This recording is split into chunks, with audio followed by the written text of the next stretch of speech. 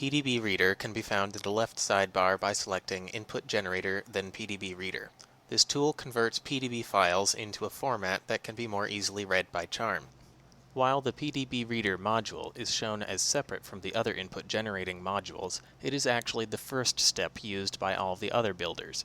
The first structure we'll read is 2HAC, a simple transmembrane protein with 2 alpha helices.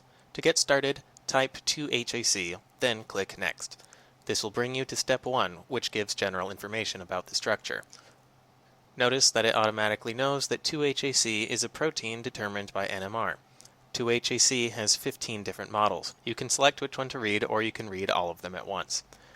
The chain IDs from the PDB file are renamed to a CHARMM-friendly format.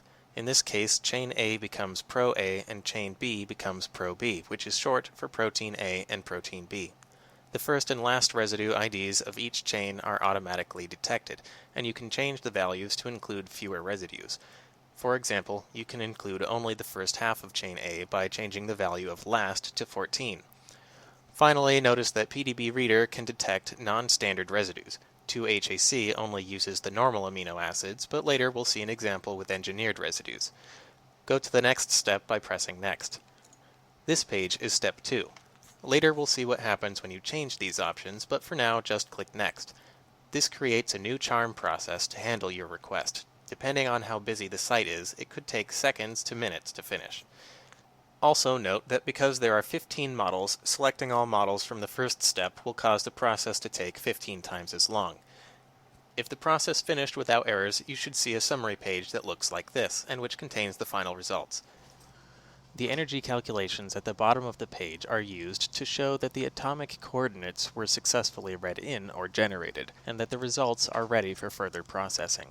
You can verify that we read the correct structure and that only half of chain A was included by clicking the View Structure link. This will open a new window using JSMol to visualize the structure. By rotating the structure with your mouse, you can easily see that half of one chain is missing, which is what we chose in the first step. If you're satisfied with the output, you can download the whole thing in a compressed format. The CHARMM input file is the CHARMM script that was used to generate the other files, and the CHARMM output is the output of the CHARMM process while running the input script. The coordinates, or CRD file, contain the position of every atom, and the protein structure file, or PSF, has, among other things, information about how each atom is connected.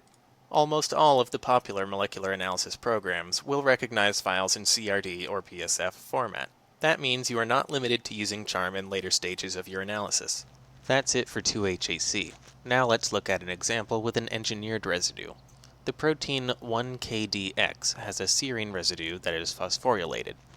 While CHARMM knows about regular serine, it doesn't know what a phosphorylated serine is. To see how PDB Reader handles this, type 1KDX on the first page, then click Next. Here, the modified serine residue shows up in protein segment B in the list of engineered residues, and it's named SEP. When we go to step 2, we can see 2 suggestions PDB Reader made to handle the phosphorylated serine. First, it wants to rename the residue SEP to SER, which is regular serine. Then it wants to use a phosphorylation patch at that location. Notice that we can choose to use regular serine instead by deselecting the phosphorylation option. We can also add more phosphorylation sites with the Add button and remove them with the minus button. For now, let's just go to the next page to see the result. When the CHARMM process finishes, click the View Structure link. By default, the cartoon style is shown, and this doesn't show us the individual atoms.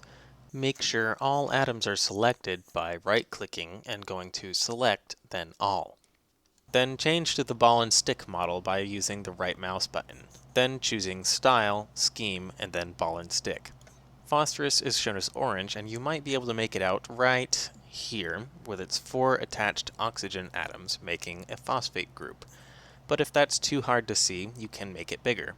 Right-click again, then go to Select, Element, then Phosphorus. This will make the next command happen only to phosphorus atoms. Then right-click again and select Style, Atoms, and 100%, which will make the atom appear much larger. Now the phosphorus atom is very obvious. That's it for this video. The next video will show how PDB Reader handles heterogens.